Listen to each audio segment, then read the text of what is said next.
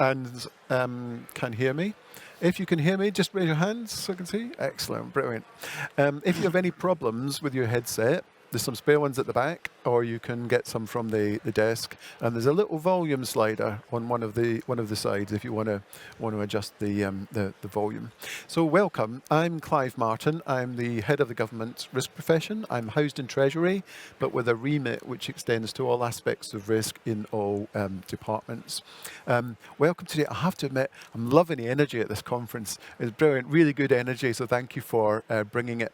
With me today, we've got Alice Gavin from Building Digital UK, we've got Maria Moran from DCMS, and we've got Andrew Whale from NHS Blood and Transplant. So welcome everybody, thanks for joining.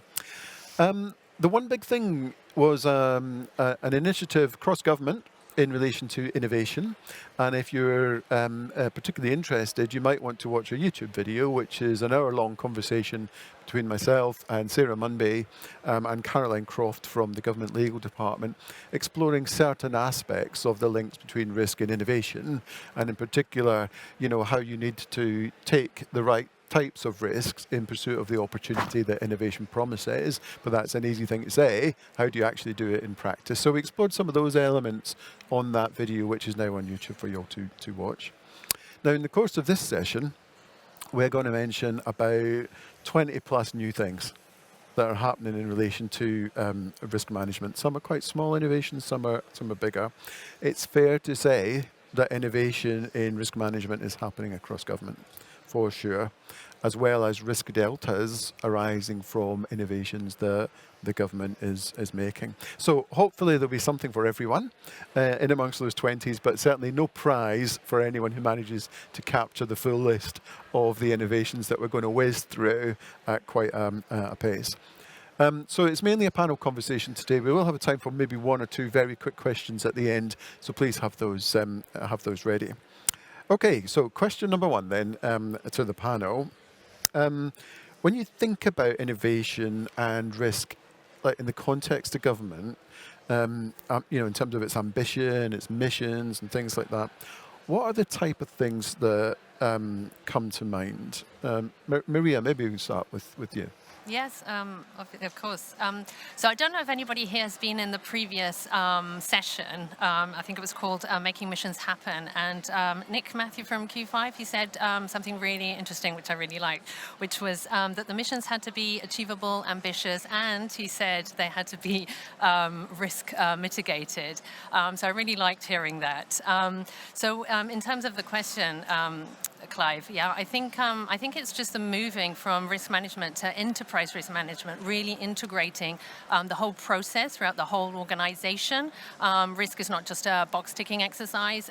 You know, it's connecting different things, and yeah, just building that web of information to then, you know, figure out how to mitigate. Right. Okay. Some great angles there and some good links to what was said next door. I heard that too. Andrew, what's your thoughts on this? The thing I like, or the direction of travel for me, is linking up information, making different things visible across an organisation. So therefore that can start informing decisions, informing the actions, and setting a direction to try and identify risk before it starts materialising or needs different actions. Yeah. Also a great point, and you know, I know that goes straight to number 10. They want that too.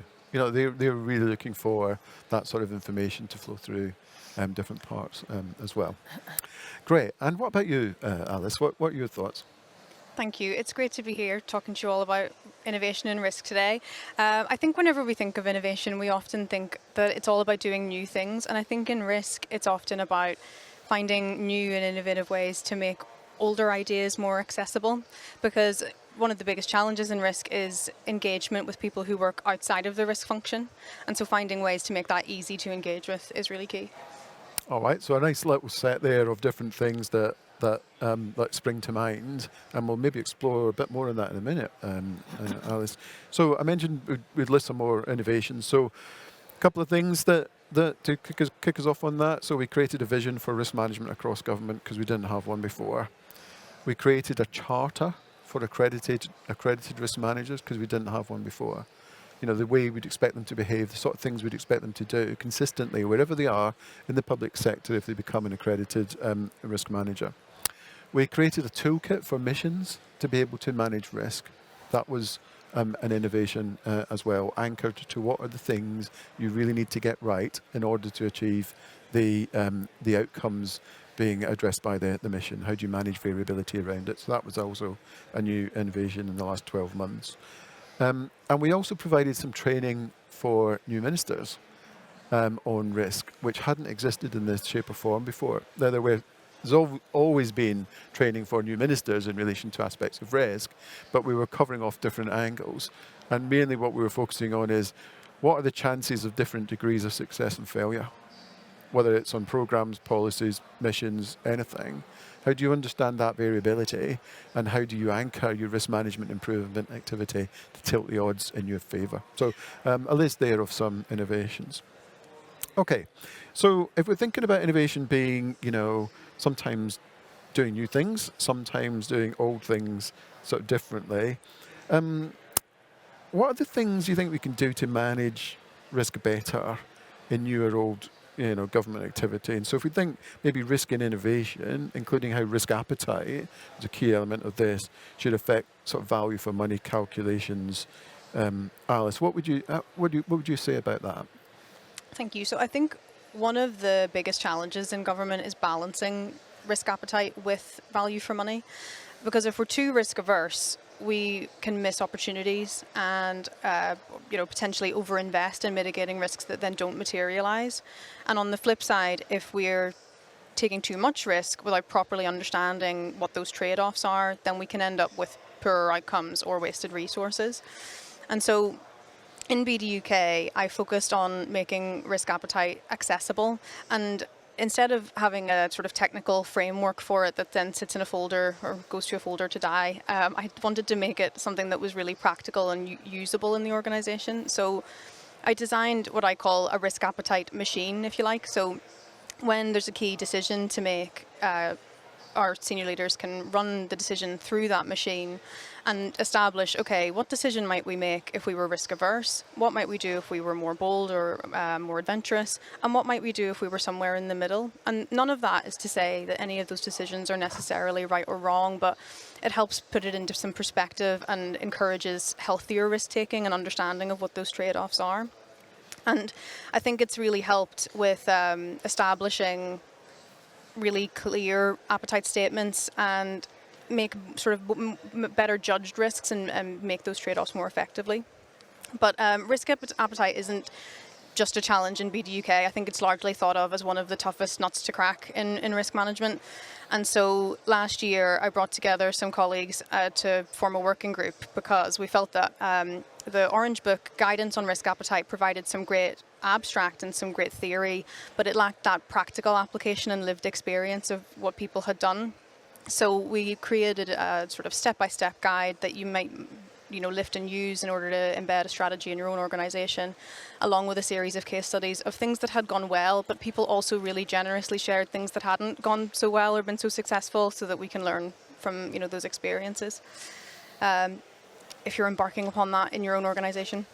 So to bring it back to the question about how can we manage risk better, I think some of the most effective innovations in risk aren't about reinventing the wheel. I think they're about making risk management practices clearer and more accessible so that it supports making really informed choices about value for money. Brilliant. Love that. I love the phrase about the risk appetite machine. And I've got to ask you a bit more about that because I could see a lot of people sort of captured their imagination immediately. What do you mean a risk appetite machine? Where does that come from? So when you use that terminology, a machine for it, what do you mean? I mean, actually, is it a machine or is it a series of process flows essentially that you would go through in the way you described to say, well, if we do this or we've got this appetite, this is the sort of thing we'd be doing? Yeah, it's sort of a way of bringing it to life, because I think often whenever you're speaking to someone that doesn't work directly in risk and you start talking about a risk appetite statement, people start to glaze over and you sort of lose them because it's a concept that they don't necessarily understand how it applies to their work. Whereas if you can run that decision that they're actually grappling with in their day-to-day and say, okay, here's how we use our risk appetite to drive a healthy and good risk-taking decision in this area, I would say it's a branding thing, perhaps, is a way of putting it. I love it, but there's definitely machine elements to it. But I love the branding thing because I sometimes feel it's so important. We're going to talk later about behaviours and how you change behaviours, and the words you use and the phraseology you use to try and capture people's imagination is so critical to that. So I love that, and also I really like the work you mentioned on the risk appetite toolkit. Sorry if you've already mentioned this, but that toolkit is now available to anyone in the public sector via the One Finance facility. It sure is. Yeah, and it's essentially a PowerPoint presentation going through all of these different aspects associated with risk appetite, not just the mechanics of what it could look like and how you would sort of arrive at risk appetite statements, but it also deals with the implementation elements, doesn't it? It does, yeah. It takes you right from that. How do you initially begin to start talking about risk appetite? How do you support leaders to draft statements? And then how do you embed it into your decision making? And it is a guide and it gives you pointers, but it isn't totally prescriptive. The idea is that it should help you create a strategy and a framework that suits your organization rather than necessarily lifting it like for like. So it's quite flexible, and I'm always open to a chat about it if you're embarking on it yourself too. It's very good, and I actually mentioned it with another department the other day when we dug it out, and we were using it real time in a conversation we were having with the department about it. So thank you for pulling that together across government and making it available to everybody in the public sector. A couple of other innovations then. So when it comes to major programs in government and the points at which they receive approval for funding, one of the things that we've innovated on is certain questions, deceptively simple questions, which are designed to really open up more conversations on riskiness and the chances of different degrees of success and failure. So, well, yes, along the lines of what the Green Book expects you to do. Yes, along the lines of what the IPA guidance says. But beyond that, to really try and spark the conversations better in government and this understanding of the bets we're taking and what we can do to implement it. So there's some work there done on the MPRG, which is the higher level version of the GMPP that many of you might be familiar with. Another innovation we've had in the last 12 months was to amend the spending review guidance that went out to include more on how two things should be considered when departments are making their bids. The first one is on aspects of risk levels and how the spending requests will change the risk levels in the organisation. And that leads into questions of efficacy or likely efficacy and distributions associated with efficacy of spend. And then the second element was what are the deltas in relation to risk management effectiveness that's happening in the organisation? Because, put simply, the better the story on the risk management improvement effort going in from departments, then the more confidence the centre should have that the department will spend wisely. So that was new. And then there was also a thing which went out that thousands of people have now undertaken, and that was an e-learning for risk management. And what it wasn't was this is how you identify risk, or this is how you do, assess risk or control risk. Often there are local departmental training which covers all of that. This was trying to bring the principles of the Orange Book to life. And we created an e-learning module. It's available via civil service learning at the moment for all of those that can access that free. And it applies it in a kind of day-to-day project environment. So it's someone working in an organisation which has got projects to do. How can they understand how these high-level risk management principles apply to them? So that was another one for your list. Right, Andrew, it'd be quite good to bring you in at this stage. So on this thing about doing things better, assurance is a really important element of this, and therefore mapping assurance across complex organizations, whether it's processes, objectives, missions, whatever it is, it's really important. So how can we be smarter at assurance mapping so that it kind of better informs the risk elements of decision making that departments have to make? Yeah. So in my organisation, we've used innovation and change to enhance some of our current processes aligned to our risk management and compliance activities. So I was asked to develop and implement a simple, workable assurance mapping model. So before I embarked too far onto that, the first thing I did was liaise with all the business areas of the organisation, including our Risk Management Committee and Audit, Risk and Governance Committee, to establish what they would want to see and what they would expect a tool like this to deliver. On the back of that, I had two consistent responses. The first, they wanted a tool where they could visualise information and line up the risk, the actions and compliance all under one umbrella. And the second was the business areas wanted a system where they could update and maintain their assurance maps in an easy, simple way. So the way I went about that was to use the Orange Book, the HM Treasury Orange Book process-based assurance model using the 3 lines of defence. And what we did from that was using the process base, we could go out to each of the business areas and identify what were their core critical processes they needed to do to deliver the organisation's objectives. So the critical elements, the critical things critical. that needed to get. Yeah, so we deliberately started at that so we didn't go too granular and confuse it to start with. Setting up assurance mapping can be quite a daunting, time-consuming activity. So myself and another member of my team, we worked with the business areas to help them with their assurance mapping. And to ensure we got consistency, we used 3 questions when we went out to each business area.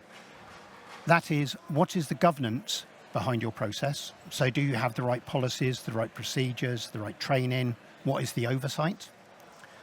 We then asked them to look and I consider... can just imagine, by the way, sorry to interrupt, Yeah. do you have the right things? I can just imagine a lot of people saying, no, we don't, Yeah. no, we don't, and no, we don't have enough resources either. A common thing, isn't it?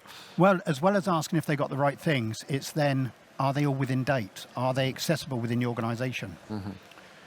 We then ask them to consider what is the statutory, regulatory and other standards that each process should adhere to make sure we're doing it properly. And then the third question, which generated the greatest conversations, was linked to practical application. Are your policies and your processes delivering what the organisation expects? And we benchmark that back to key performance indicators, number of complaints, incidents, and other data that was available. So we collected all this information, and to address the 2 points that we got from our original scoping questions, we developed an interactive dashboard where the senior management teams and business area leads could drill in and visualize their information. So they could see where their areas of strengths were, and they could also see the areas of weakness. And then they could drill into that information, see what was happening. The second element we addressed, so people could update their maps easily, was we added an additional action type into the risk management system, so business areas could update and maintain their maps at the pace they wanted to do. So once they've completed actions, they could update their information. And that fed the interactive dashboard, so that was up to date with the position. So when we went out and we process mapped each of the areas, we asked the business leads to rate the strength of their assurance for each process. Once we'd completed all the maps, we then held what we called a director's review meeting, where the executive director responsible for each business area, they had the opportunity to listen to all of the information fed back by the teams that had completed their assurance mapping, and the director could then question, challenge and seek clarification and come up with their overall rating. And that's the overall rating of their directorate. And what we asked for is that rating then to be supported by some director's narrative on how they've reached that conclusion. And that's the information that we then feed into the reports going to our Audit, Risk and Governance Committee. And that informs some of the deep dives we also do into our risks and assurance. So the Audit, Risk and Governance Committee can also ask the questions to seek that assurance. We're not stopping there. One of the things we've noticed is, sorry, I should have said, we also use the same process for our compliance information, so the risk control framework, our functional standard compliance, our Care Quality Commission quality statements we're building into it. So all this information is now available. But one of the things we've noticed is we're going out asking lots of similar questions to each business area. So we're currently trying to find a way of aligning all these questions. So we've only got to go out once or twice, and the answers will feed all of these different areas we've got to comply with. Lovely. That's the direction of travel. So an innovation within the innovation, or a continual improvement kind of Yes. thing, and being smarter about how we can gather. I love it when you're talking there about, up front, how you were bringing bits of information in the first place, thinking about, things that people needed to adhere to, things that people needed to do, but that you were also then anchoring it to what's really going to be helpful to these people when they're trying to run their business, and what gives them the confidence to proceed. Yeah. And what was the kind of reaction you got from the people out there? When you went to speak to them and you say, I'm here to do this activity, but the reason why I want to do it is because I think it's going to be helpful to you. How did that go?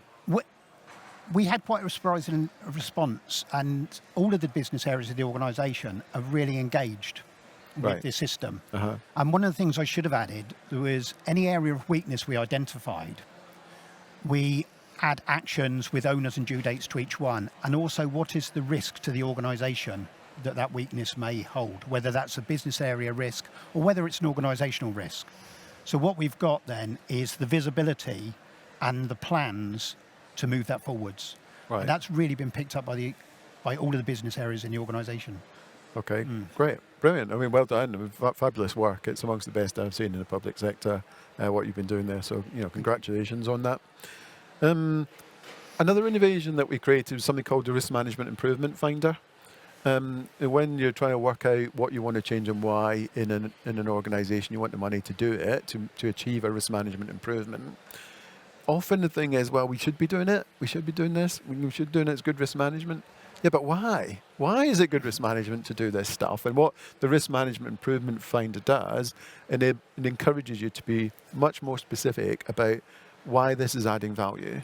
And it gives handles that you can use to express value to the organisation. So that's the Risk Management Improvement Finder. There's a risk function development engine, which is saying if you are a second line risk function in government, what are the things you need to focus on in order to be more impactful and to have greater influence? And a lot of people will naturally think of the framework that they are stewards over for managing risk, but there are 20 plus other elements in there to do with how you come across, how you influence other people, and so on, which is there now as a tool for people as well. We have connected heads of risk across government through something called Risk Connect, basically just a social connectivity way of operating. But that's a simple innovation, which is proving to be very popular and very fruitful. And we have created something called the Heads of Risk Masterclass, which is designed to give already experienced heads of risk some further thinking about how the language they use and the behaviours they adopt can have the right sort of impact in certain situations. So that's a new piece of training available to risk specialists in the public sector now.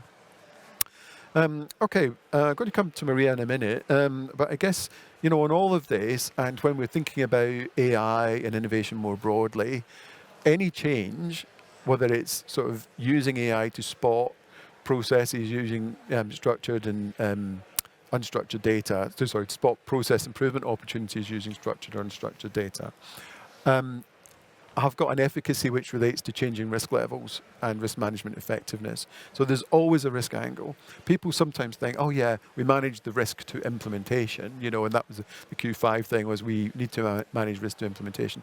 Yes, of course, naturally that gets time and attention. But what about the fundamental risk levels it's changing in the organisation? Cost shunting can result in risk shunting, as that understood when things are moving around. So I think that's important.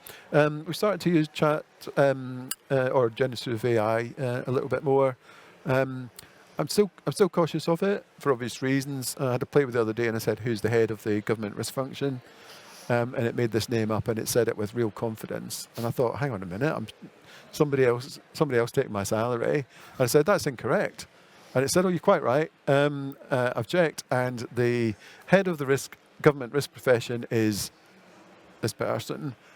And I'd never heard of that person either. I've been telling it, it's me, Clive. So you're telling me it is also incorrect. And it said, oh, yeah, I've double checked all my records, and it said, and actually, I realise now that the head of the government risk profession is, and it gave another name. Now, I'm not knocking generative AI. What I'm pointing out there is people will follow generative AI blindly. And I remember when I was, in my time at EY, there was a legendary leader, and he was talking about the leaders that you kind of needed. And he said, if you've got somebody that sounds convincing and they know what they're talking about, that's ideal. If you've got someone who knows what they're talking about but doesn't sound convincing, that's okay. You can cope with that. If you've got someone who sounds convincing and has no idea what they're doing, that is very dangerous. And that is what we sometimes have, I think, with the current level of elements of generative AI. But it will get better over time, I know that. But we've got to be careful, because people will follow a confident-sounding generative engine. But there are good uses of AI tools in government. So the Government Internal Audit Agency uses AI primarily in two ways. One, to help them write audit reports faster, but secondly, to help their customers understand more speedily the sorts of risks and controls that they should be worried about in relation to certain activities. And of course, what they've done with that is they've just got smarter about how you craft the prompts, how you build the questions in order to get more out of the chat type features. Okay, so Maria, let's come to you then. So when we think about government portfolios, right, because we haven't really got into this, public bodies play a really big part in this. So I'm just wondering what new activity is there to ensure that public bodies' risks are identified, understood and monitored appropriately by the departments that they're aligned to? Yes. So it's important to understand, I think, the difficulties of having a portfolio and the diversity of public bodies that a department can sort of support. So the main thing I wanted to point out is that, many departments just provide or deliver directly to their sectors, to their businesses, to people. And this just kind of, makes it a little bit easier to manage risk because, they're directly, delivering and involved, and they've got a clear vision of what's going on. But other government departments, for example, like DCMS and many others, we deliver through our public bodies. DCMS, it's important to know that about 80% of our funding goes and is funneled directly into our public bodies, and it's them who deliver for us. So it's really hard when we have to justify where this money goes to, or if it's being used adequately, if it's doing what it's supposed to be doing. It's kind of like being one place or one step removed from the action. So to kind of like understand, what's going on, it's also important to understand, what kind of public bodies DCMS has. We have advisory bodies, we have charities, we have public corporations, we have, and the ways they operate are so different. Some of them, they're grant-giving bodies, others are regulators. I mean, the diversity is immense, and it's really hard to be, consistent and to kind of manage all of this and understand all of this in a consistent way, and then, come back to our boards and report on what's going on. So I think the things that we try to do is just understand what we have at DCMS to understand what's going on with our public body. So what we have in our teams, our sponsors, they are really good professional relationship managers, but they're not risk professionals. But they're great at going out and speaking to our public bodies and providing support to them.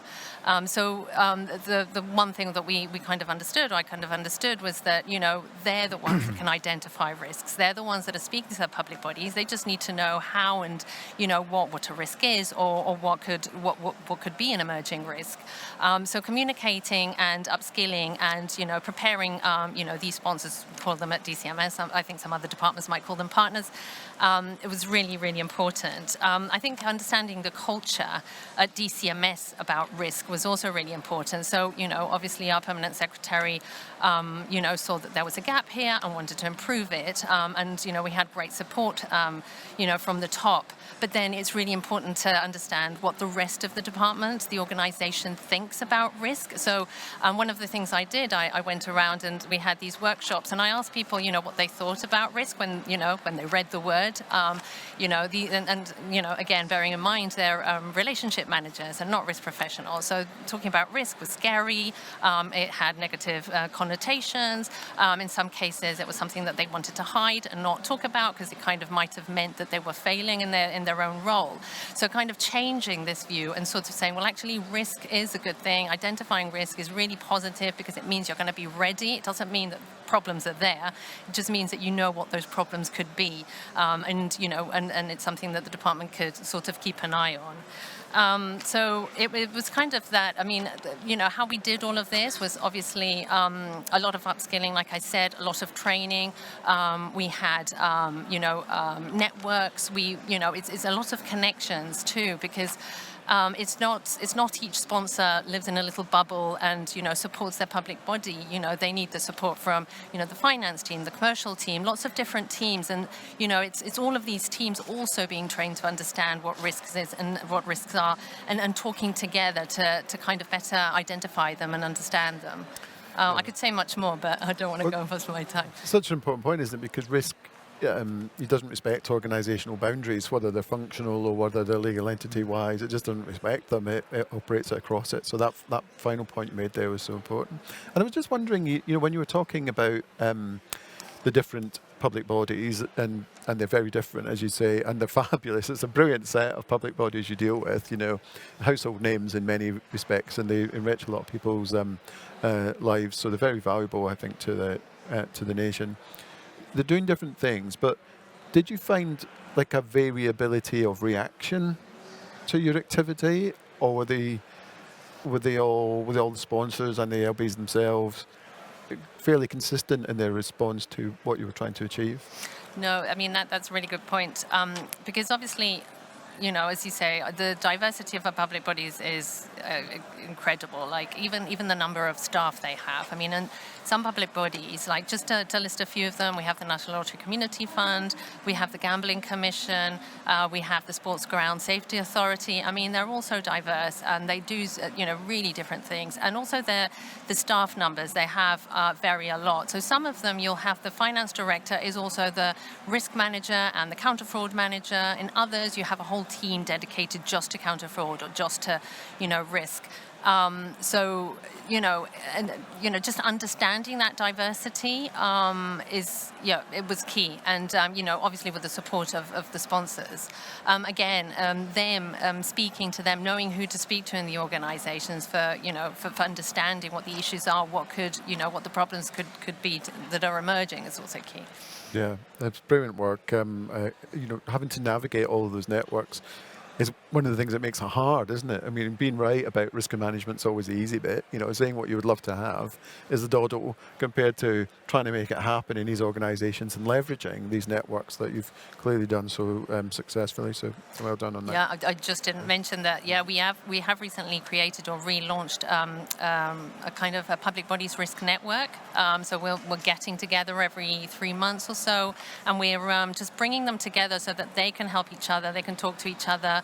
But we can also share best practice and bring professionals who can also help them, you know, with any kind of risk issues that they might have, or, you know, how they want to approach it. So, yeah. That sparks ideas amongst them, Yeah. which is a great thing to do as well, because there's some brilliant brains around. You know, there's some brilliant intellects I found in the public sector since I joined it 3 years ago. It's just amazing, and joining them up is a great thing to do. So there's a risk toolbox now available on One Finance, which contains all of these descriptions. Contains all of the tools that we've mentioned that have been created from the centre and in departments and made available to everyone. And one of the things we've done as an innovation is we've created short YouTube-style videos to explain all of them.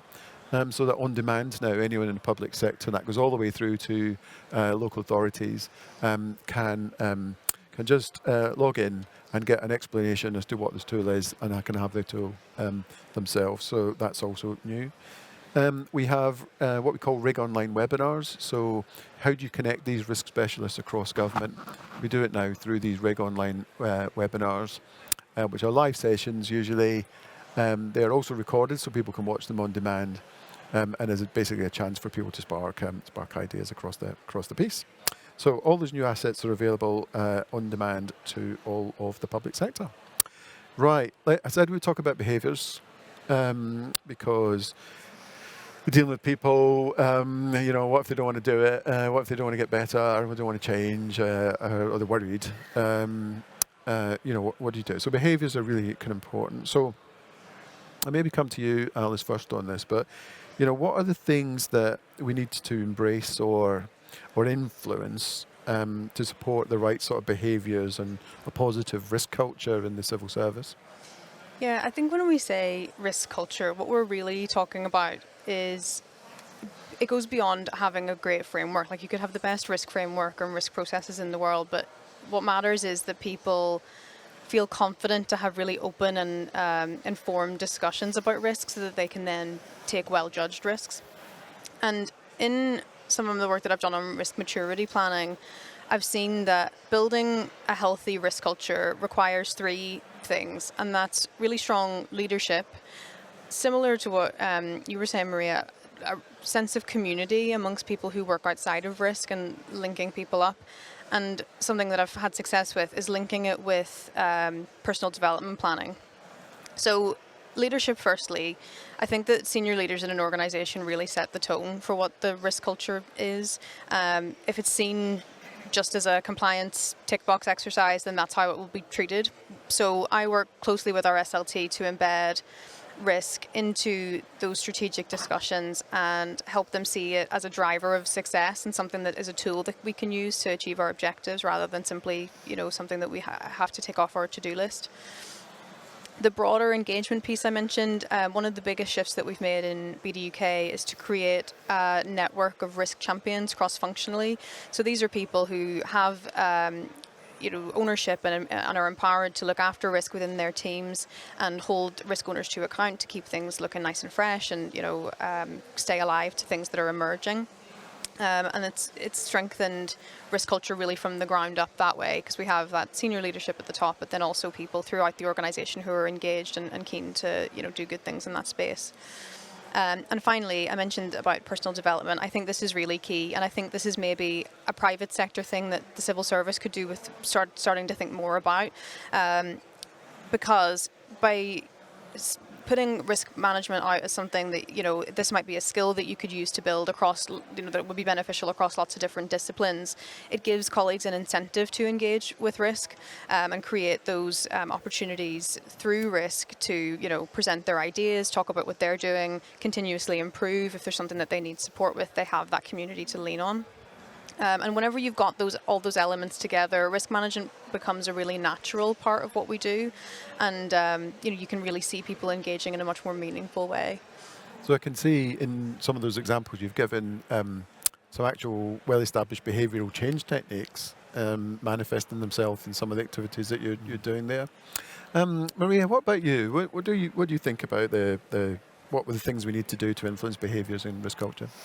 Well, I could give a couple of examples at DCMS. So a couple of our bodies have been in the press, I think it was last year or the year before. So the British Library suffered a cyber attack. The British Museum was also in the press because of some theft incidents. So obviously these are risks that have materialized. and that there's always going to be something that's going to happen that you just you don't have sight of. But I think what came out of this was the opportunity to learn lessons from these two incidents. And also, it was also an opportunity because everybody now wanted to hear and listen about it and what went wrong and how can we avoid it next time. So I think for me is that continuous learning from, what's happening, that there's always an opportunity when a risk materializes because you're going to improve, the processes, or you're going to improve, the system so that it doesn't happen again, and just use those lessons as lessons learned rather. So it's lessons learned, but also using the energy or the momentum from the scary bit of those incidents in order to achieve more progress along the way. Yeah, great ones. And Andrew, what do you think about in relation to this? Just to build on what the others have said, really. One of the things that I think really builds the risk management is moving away from silo thinking and bringing other stakeholders into the group. So if somebody identifies something and they're going to manage it themselves, communicating that with other business areas which may or may not be affected, and then get a wider view on how to adopt that. So one of the things we're doing is changing a committee we've got internally called the Risk Leads Forum. So if something happens, changes to the wider environment that impacts a business area, having that open communication with all the other business areas in a single forum allows then, that'll impact me, I need to be aware of that, etc. So it brings it together. And what we've noticed is people are now starting to talk more at lower levels. So obviously the senior level oversight is important, but getting people to actually demonstrate risk management practice and stakeholder dependencies at an operational level is really making improvements. Brilliant. And what you sort of made me see there, I'm just listening to what you're saying, is, there are different models for innovation in organizations, but there are times in innovation more broadly when really what you're trying to do is, operate across silos, get people joined up, getting different views on all things in sort of one place at the right time. And that's what you're doing anyway on risk. I mean, risk is one of those areas which cuts across everything, all functions and all aspects of line management. So there's some parallels there, even if you weren't trying to do something new on risk, which you are, in your organisation. Yeah, Brilliant. It's just trying to strengthen those current processes. Strengthen it and building on it and make it better and better as we go. Good. Okay, so we've got some time for a few questions before I get some final remarks from the panelists. I think we have a roving mic. We do. A couple of roving mics. So who wants to kick us off with the first questions for the panel, please? Great. Okay, we have one down here, second row. Two in. Any tips or tools or innovations for early stage prototyping, piloting that could be different, obviously, from the bigger programs? So see if anyone wants to come in a minute, but I think there's the element of thinking of it as a portfolio and thinking of riskiness across the portfolio, because in those early stages, some things are going to fail. Quite a lot of things might fail, not because they run badly, not because they're unlucky, or it could be because of the two. It's just because you've tried it doesn't work. We've explored these elements. So I think the tip is not that logic, but the tip is being able to make that happen in the organization, where there isn't necessarily the license to be able to what might appear as failure, but actually you've successfully explored that channel and it didn't work. We're going in different ways. And so when you were talking earlier, Alice, about building it into performance management and things like that, that element's going to come through there. Yeah, I think it's the thing that the civil service on a whole could do with strengthening, to be honest. Maybe perhaps I shouldn't say that. But I think looking at performance management and development planning as a tool, and getting people to think about it on the regular rather than, oh, my performance reviews rolled around, what have I done over the last quarter? Getting into that habit of thinking, let's record my achievements and let's think about how I can make that applicable to things that I might be interested in perhaps applying for. And where, you need people to engage in risk, saying, well, here's an opportunity that you could build skills in stakeholder management and engagement in risk and compliance directly. It's even a key skill for project management. That can give that incentive for people to engage and want to work with you. So important in that, isn't it? And of course, risk management recognised in program management, but I have to say it's one of those areas where I can see loads of space for improvement still. And the question is, how do we do that? And that's a great example of how we do it. Any other thoughts from the panel on that? Otherwise, we'll go for another question, if not. No, I think you've covered it nicely, really. What I was going to add, really. Okay, great. Just up there. And then we'll go to the back of the aisle after this one. Okay. Hi. So working in the business continuity and resilience landscape, I'm particularly interested in what Maria mentioned briefly in terms of the British Library incident that obviously materialised recently. And I'm just particularly interested in how to kind of frame those risks that do become reality as opportunities and not failings, where there is a very human tendency towards kind of defensiveness and self-protection when these things happen. Okay, so opportunities or failures or both potentially. How do you see that? Well, obviously, the incident itself was a bit of a disaster, was quite a disaster, right? And it really impacted both the British Library and DCMS reputationally, financially, like it wasn't good. But these organizations just need to carry on. They just need to carry on. So what is there left to do but learn from what's happened and make sure that it doesn't happen again, and just really iron out, where the weak points were.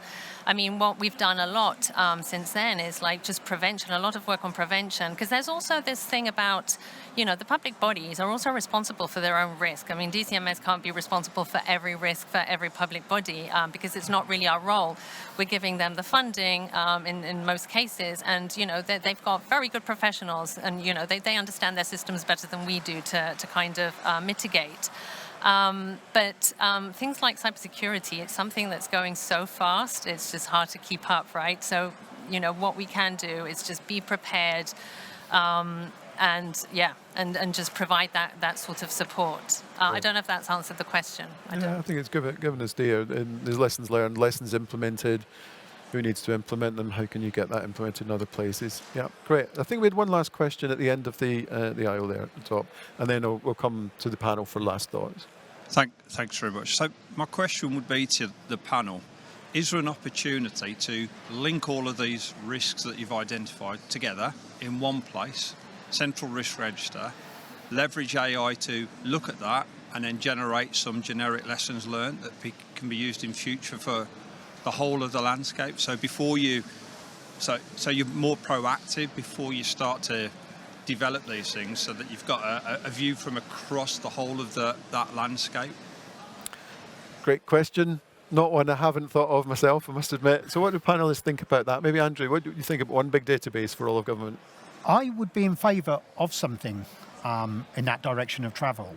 I'm just conscious of the slight individual risk specific to an organisation of not putting them into a big pot to confuse the overall thinking.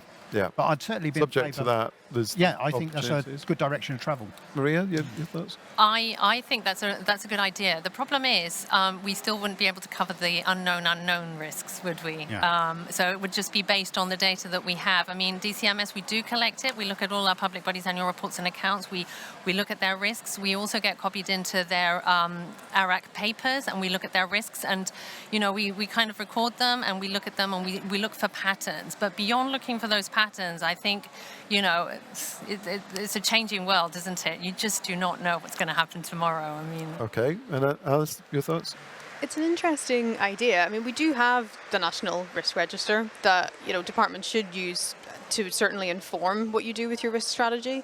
But I think one challenge that I would give back is that if you try to have something that's applicable to all, you run the risk that it's so broad that then it's a bit like that risk appetite piece. People will go, well, how does this apply to me? How does it apply to me and my work?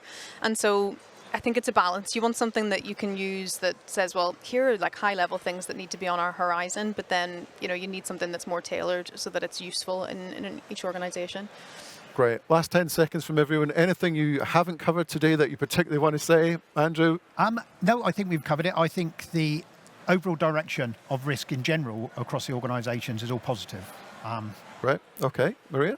Yeah, the same. I mean, I think it's just integrating risk practices throughout the whole organization. It really matters to everybody to understand a little bit about risk. Alice? I suppose my final thought would be keep it simple. Keep it simple. Well, thank you, everybody. I hope you found at least one thing today, one little nugget in there which will help you on your risk management in and of innovation journey. Please join me in thanking our panelists.